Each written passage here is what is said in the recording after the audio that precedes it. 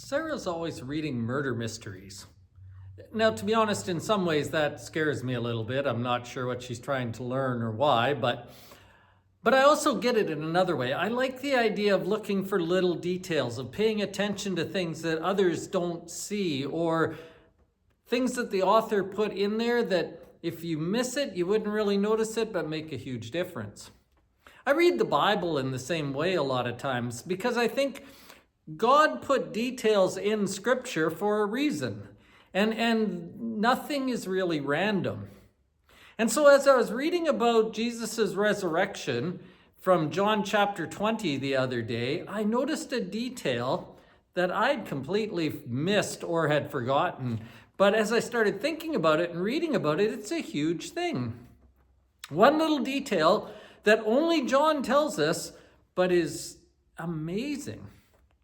And so that's what we're going to talk about on Sunday. We're going to talk about the resurrection. We're going to talk about how this one detail gives us a bunch of hope. The sermon is called, "It is Completely Finished."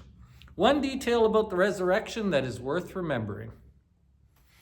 At 10 o'clock, we've been going through a series called Christianity in Real Time. And we've been talking about not only what does it mean to be a Christian, but what does that look like every day of the week? How should we act? What should we do? What should our priorities be? This last little while, we were in the book of Micah, the Old Testament prophet. Micah said that our Christianity, our faith to him, our faith couldn't just be outward. Externals aren't enough. It's got to change us on the inside. And so we argued that from the Old Testament last week. This week, we're going to look for that principle in the New Testament. We're going to look at things we are to be devoted to. You might be surprised what the New Testament tells us we are to be devoted to. Because again, it's not just the outward, but the inward. And that's what we want to talk about there. The class is about heart change, not just change of action. And so that's the theme we're going with there. Christianity in Real Time, that's at 10 o'clock. I think it's going to be a nice weekend. I'm really looking forward to seeing everyone here if you're not too sick from riding all the fair rides this weekend.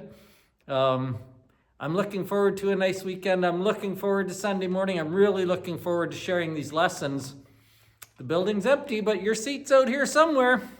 See you Sunday.